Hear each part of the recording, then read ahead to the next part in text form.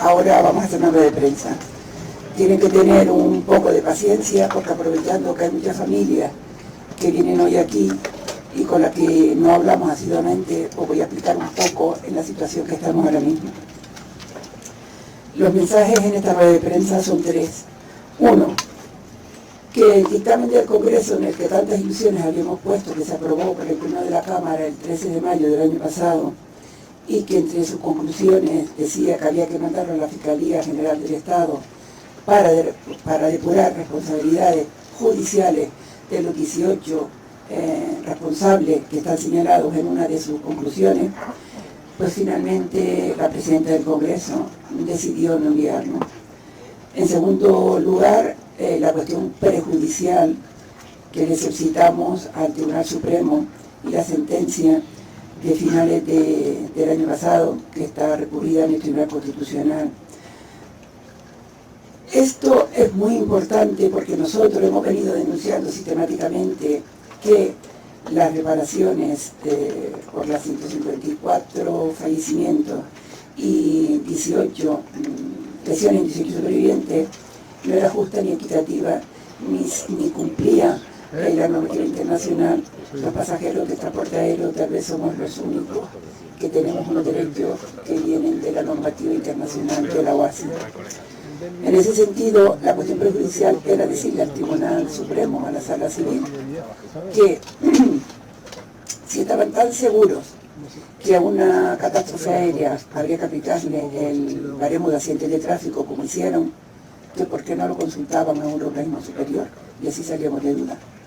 Pues la Sala Civil del Tribunal Supremo decidió ni siquiera contestarnos a esa cuestión, con lo cual pues seguimos en el limbo sin conseguir lo que tanto habíamos anhelado, que era que se aplicara la normativa europea e internacional en el tema de las indemnizaciones.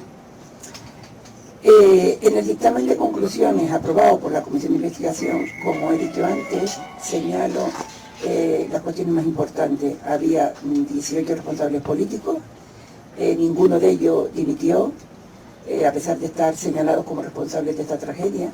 Muy importante es que el Congreso dice que la tragedia de la que hoy se cumplen 14 años se debió a errores sistémicos en la aviación civil española. Errores sistémicos en la aviación civil española, cometidos antes, durante y hasta incluso después de haberse producido.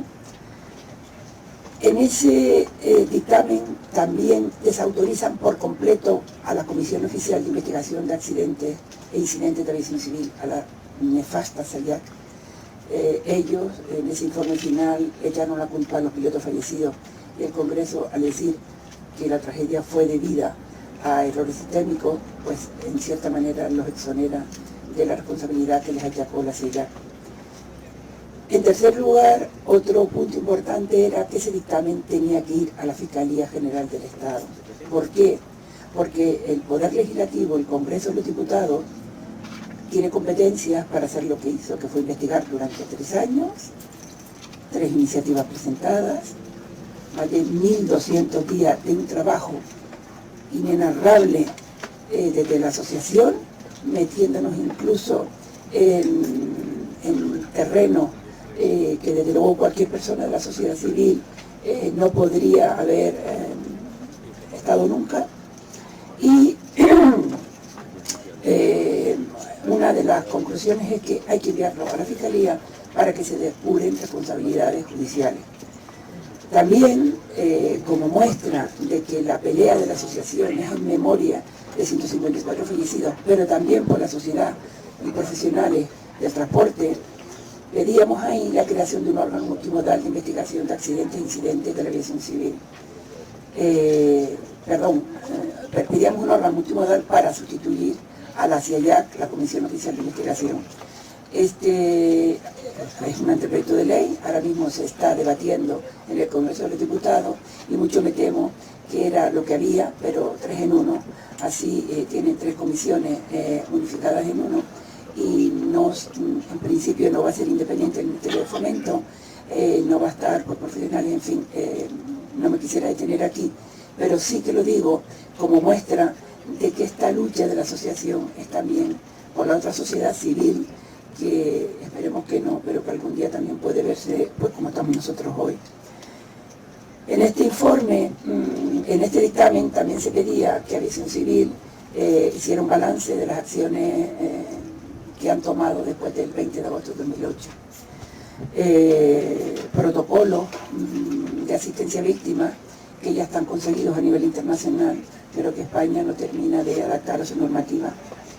Apoyo también a la creación de una fundación de seguridad en vuelo y apoyo también en ese dictamen a la labor que realiza la Federación Internacional.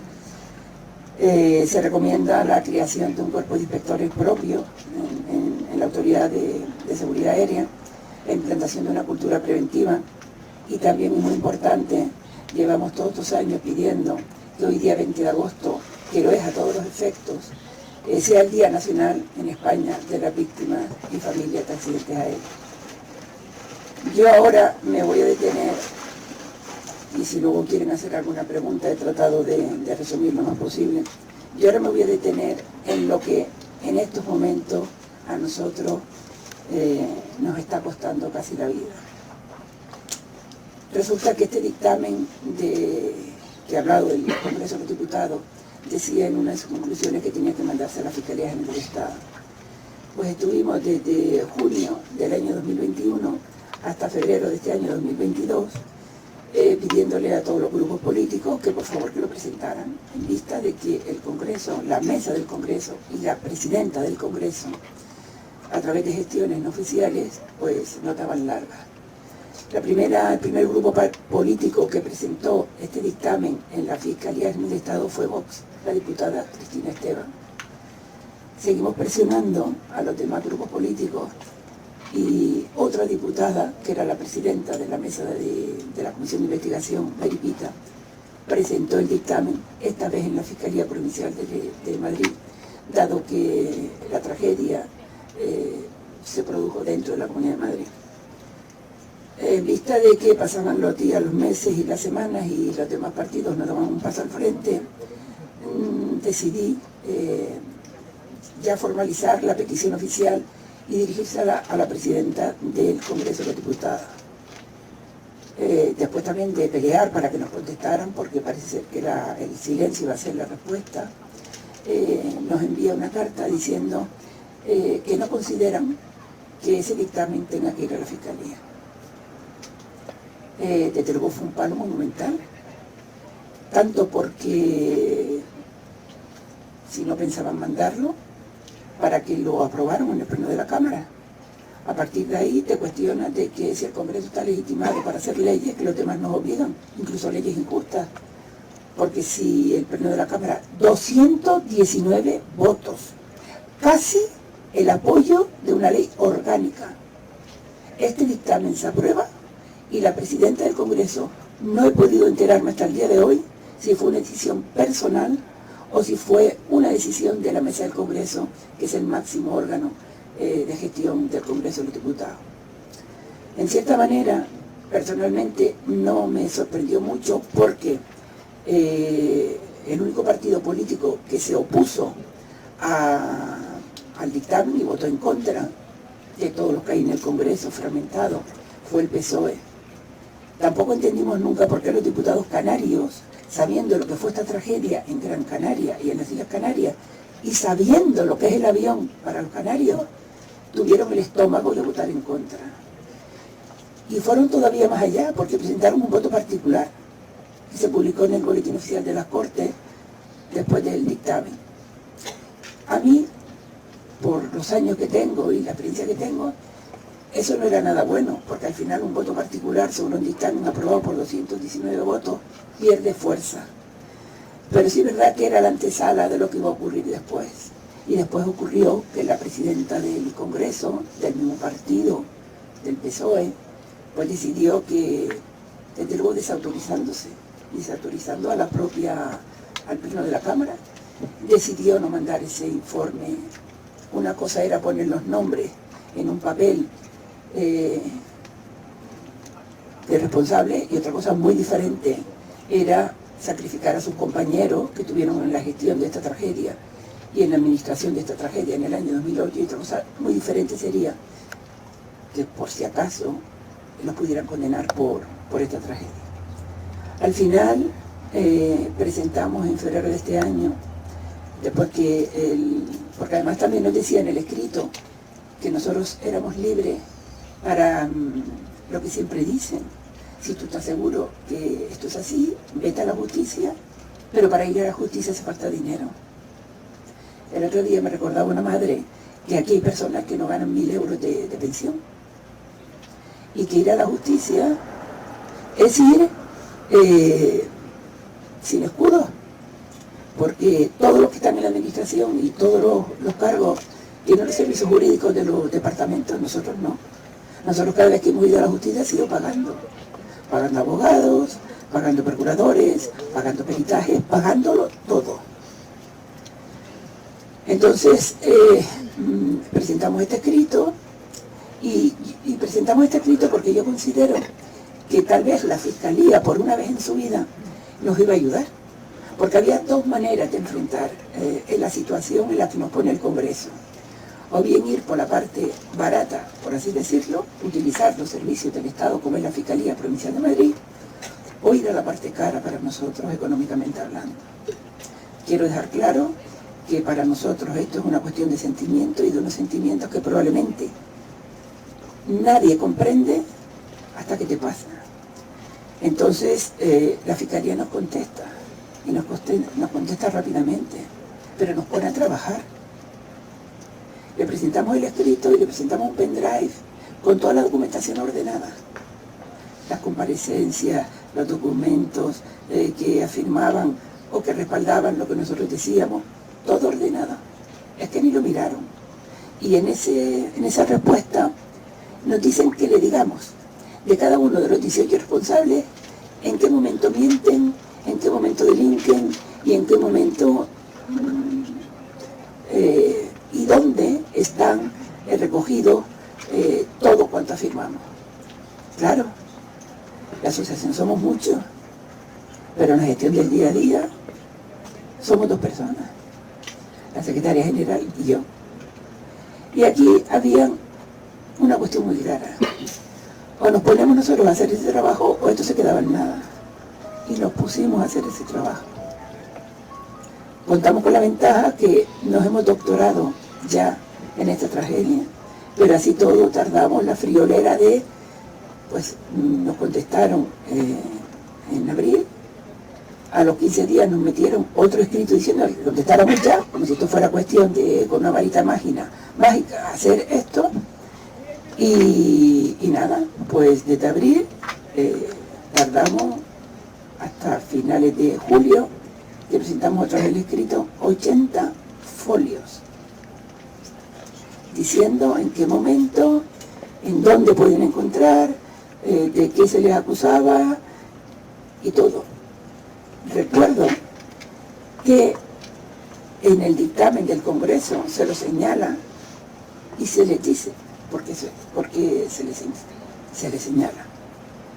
Total que nuestro gozo en un pozo, porque la Fiscalía Provincial de Madrid, la señora María Pilar Rodríguez Fernández, con la que comparto el nombre, pero en absoluto la forma que tiene de ejercer su cargo, yo no sería capaz de haber firmado esa resolución injusta.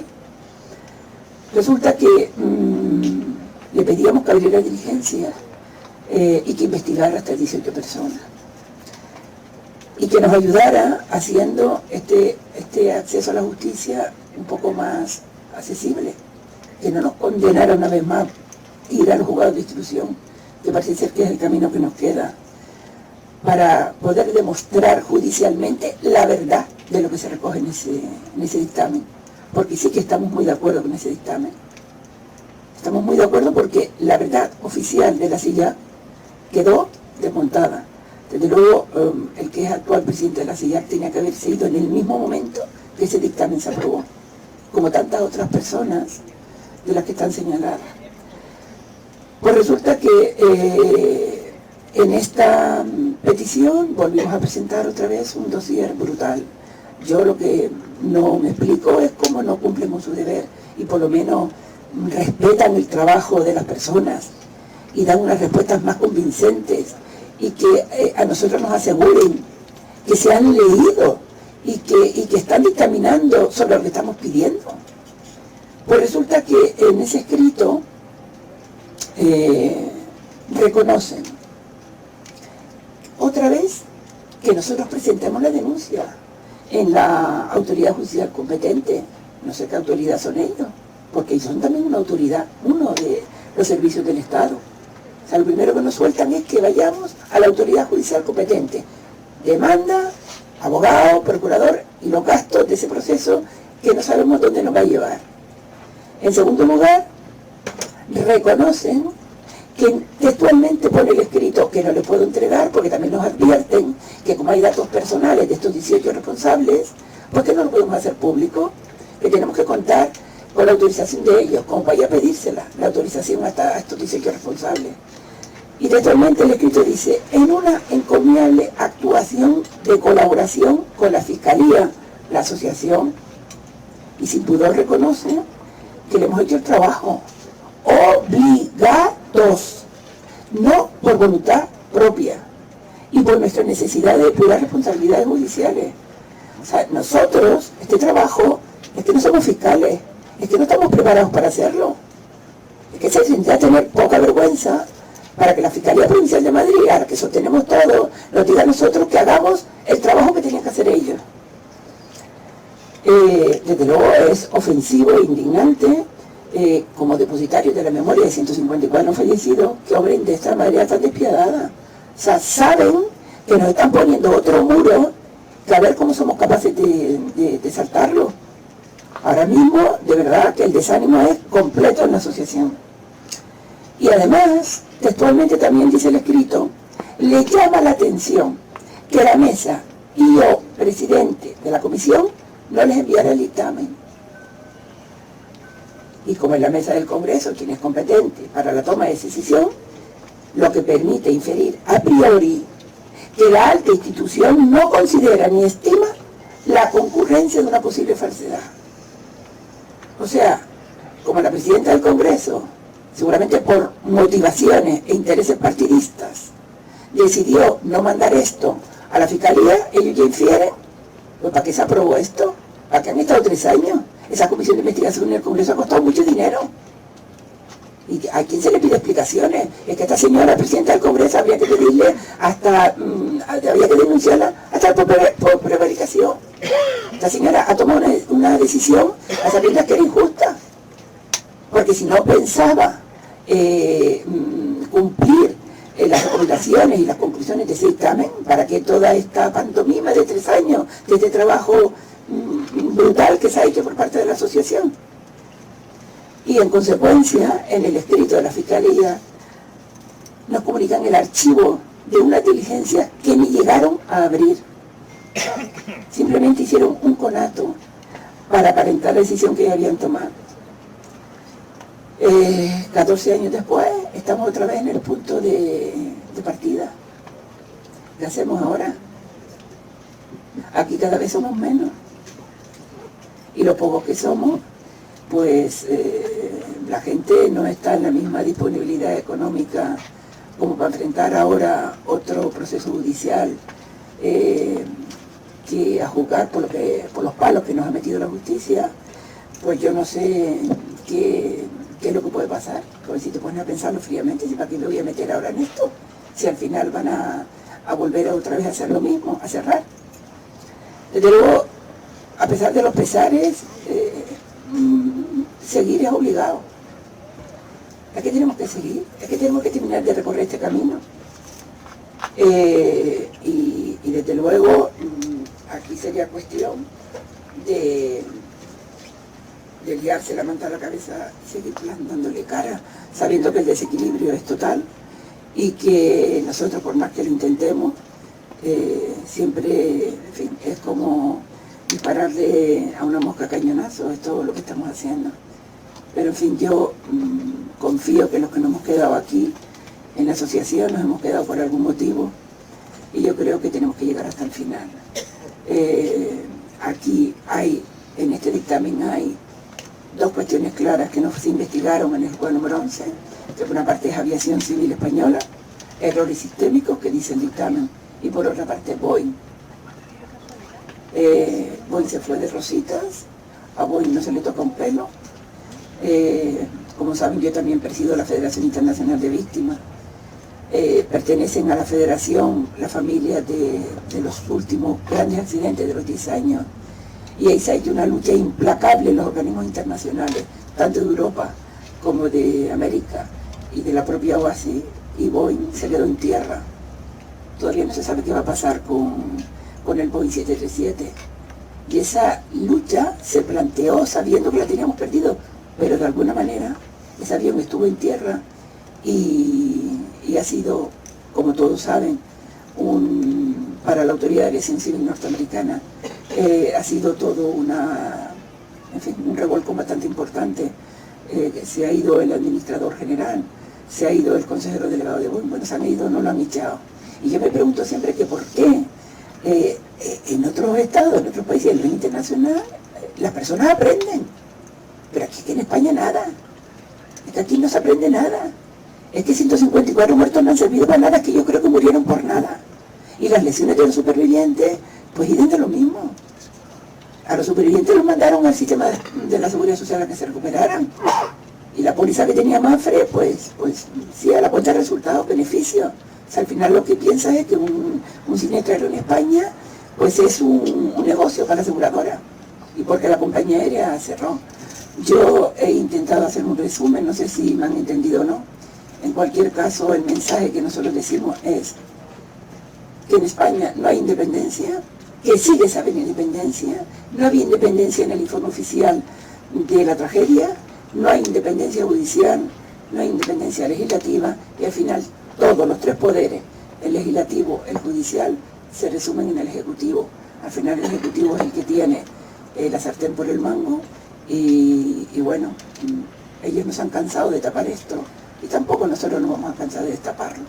Así que muchas gracias a todos, y si tienen alguna pregunta y quieren que les explique algo, ahora es el momento de preguntármelo. ¿Cómo está la situación actual con las aseguradoras? ¿Con la? Con las indemnizaciones y demás, tengo entendido Sí. que no estaban todos los casos resueltos. Sí, vamos a ver, Mafre, que es la aseguradora de Spanair, recurrió en todas las instancias la condena que tuvo en primera instancia del pago de intereses por demorarse 5 años en hacer frente a las indemnizaciones, y ahora mismo con esa sentencia del Tribunal Supremo que he comentado antes, está recurrida por la asociación en el Tribunal Constitucional. Mafre, en este escrito del que hablaba antes del dictamen a la Fiscalía Provincial, nosotros una de las cosas que demostrábamos era la connivencia de la aseguradora con la autoridad con la Agencia Española de Seguridad Aérea. Hasta hace un año escasamente, Mafre era propietaria de la sede oficial de la Agencia Española de Seguridad Aérea. Y eso es una de las muchas connivencias que ha habido durante todos estos años. ¿Cómo íbamos a conseguir nada?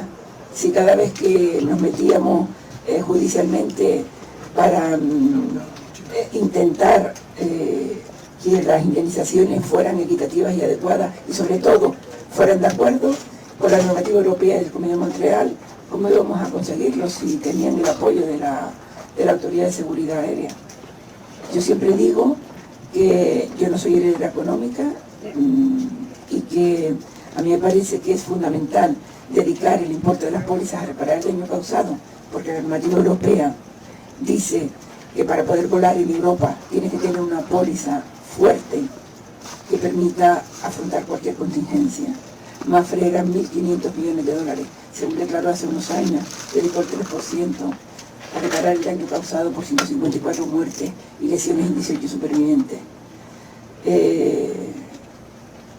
No hay nada más que decir que el desequilibrio es tan brutal que, como presidenta de la Federación Internacional de Víctimas, estoy en la OASI desde hace bastantes años tratando de que ese Convenio de Montreal se modifique para, en vez del artículo 21, poner como pone que un accidente aéreo, por el mero hecho de producirse, es responsabilidad de la compañía aérea y que las inyecciones deben ser ilimitadas, porque también ese párrafo diga que, aparte de que sea responsabilidad de la línea aérea, pues que la totalidad de la póliza se dedica a reparar el daño causado. Son pocas palabras, pero que tenía un contenido muchísimo mayor. Es importante que se sepa que la aseguradora siempre está intentando hacer daño. O sea, ese mensaje de Mafre te ayudamos, tiene que saber la sociedad que en el Tribunal Supremo se estaba dilucidando si los hermanos de las víctimas tenían derecho a indemnizaciones o no. Y la aseguradora intentando que los hermanos de las víctimas no cobrasen indemnizaciones. O sea, hay que ser consciente de los años que han pasado, y esto estaba sucediendo todavía el año pasado, o hace 2 años, pidiendo que los hermanos de las víctimas no cobrasen un euro. ¿En qué cabeza cabe eso? Pues esa es Mafre, la que sale en la televisión diciendo que en Mafre te cuidamos. 12 años o 13 años después, porque esto fue el año pasado, pidiendo que los hermanos no cobrasen un euro. Y eso es Mafre en España. Tiene que saber la gente. La persona que la ha preguntado no se ha ido, ¿no? O Ya no está ahí. Pues eso yo creo que al final es lo importante. Eso es una aseguradora en España. Sí, buenos días, Pilar y Mesa. Vamos a ver, has hablado del tema de la independencia y quería saber vuestra opinión sobre 2 puntos muy concretos. Uno, sobre la creación de la nueva agencia de investigación intermodal creada por el Gobierno, que ha sido criticada por la plataforma de profesionales por la seguridad del transporte, que como bien sabéis está integrada por representantes de los marinos mercantes, pilotos, controladores aéreos y maquinistas ferroviarios, acusa de que es ineficiente porque sigue con el mismo control del Ministerio. Esa es una, y hablando también de independencia que has hablado, ¿qué os parece el nuevo nombramiento de la máxima responsable de seguridad, de control de las operaciones aéreas de la Agencia Estatal de Seguridad Aérea, que ha sido elegida a dedo? Que vosotros también estáis reclamando que fuera una selección por méritos y luego por cualificación, como se hace en todo el entorno europeo. A la primera pregunta, el 31 de julio del año 2011, estuvimos en la CIEJAC, 3 supervivientes y yo, porque nos iban a decir las conclusiones del informe oficial. 31 de julio, año 2011. Uno de los supervivientes está aquí, Rafael Vidal, y nos habían citado a las 2:30 del mediodía, y resulta que nos recibieron cerca de las 1:30, y nos quedamos asombrados cuando, esperando en un pasillo, vemos que sale el juez del número 11 y el fiscal de la sala donde nos iban a recibir a nosotros. Nos recibieron, estuvimos por espacio de 1 hora. La presidenta de la CIEJAC, Rosa Arnaldo, me mintió. Le pregunté que cuándo iban a hacer público el informe y me dijo que no sabía. Le pedí una copia y me dijo que no me la daba. A los supervivientes, el secretario general de la CIEJAC, Francisco Soto, les dijo que las emergencias habían salido razonablemente bien. Hubo un conato allí de los 3 supervivientes, que le diga a un funcionario gris que ni siquiera tenía la formación para investigar, que eso nos enteramos cuando compareció en el Congreso, que le diga que funcionaron razonablemente bien.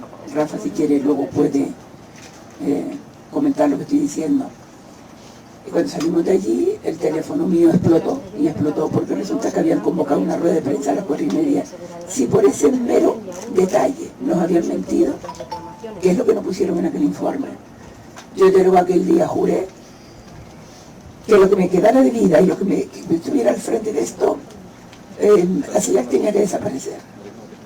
Desde entonces hice un informe que empecé a presentarle a los sucesivos ministros, y tengo que reconocer que José Luis Ábalos, el anterior ministro, en una decisión política sin precedentes, incluye esta autoridad multimodal en un plan a 4 años de su ministerio.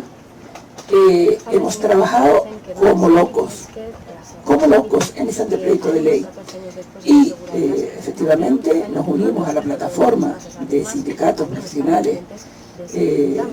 Tengo también que decir que aquí está hoy Pedro Grajera, que es el presidente de USCA, que ha venido a los aniversarios, el único que han ido los 14 años que íbamos conmemorando. Hicimos alegaciones y seguimos peleando por eso, pero el anteproyecto de ley que se está debatiendo ahora mismo en el Congreso es 3 en 1, lo que he dicho antes, porque las cuestiones principales, por ejemplo, siguen sin considerar las víctimas. Nosotros planteamos un modelo a caballo entre la autoridad holandesa de investigación que es un ejemplo de una investigación de un accidente, del derribo del MH17, donde habían casi 100 holandeses. Llevaron a Rusia a la Corte Internacional y están juzgando. Cada vez que se produce un conflicto en cualquier lugar del mundo, yo siempre digo que empieza con el derribo de un avión o con un siniestro aéreo. Porque cuando ocurrió ese derribo de ese avión, fue un obús que metió Rusia en territorio ucraniano cuando el tema de la península de la Crimea. Entonces, eso fue la antesala de lo que está ocurriendo hoy en Ucrania. Por tanto, la CIAC tiene que desaparecer y yo no me voy a marchar de aquí hasta que desaparezca. No sé si aguantaré otra CIAC encubierta, pero desde luego vamos a luchar con todos los medios posibles para que España tenga el órgano de investigación que merece y que no dependa del ministerio, que tiene que ser un órgano profesional, como ocurre en algunos países de Europa, no en todos, y como ocurre con la NTSB norteamericana, que investiga más del 80% de los accidentes aéreos en todo el mundo y tiene una credibilidad y un prestigio entre los ciudadanos. Esa era una pregunta. ¿Y la otra pregunta?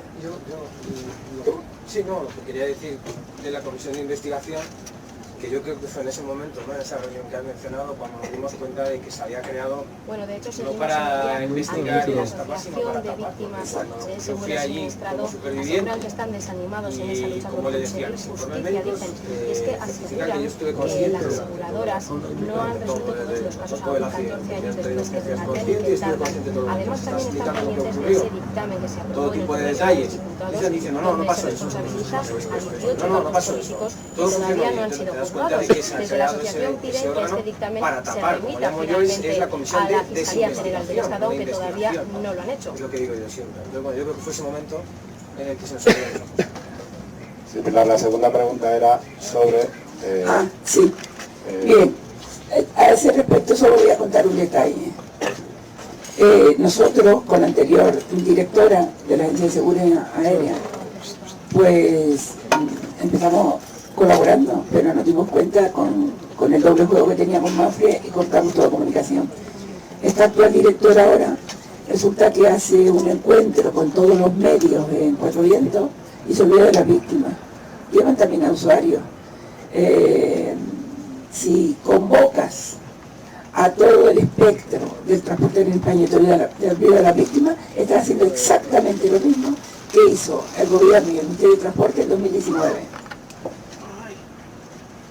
Conmemora 100 años de transporte aéreo y se olvida de las víctimas.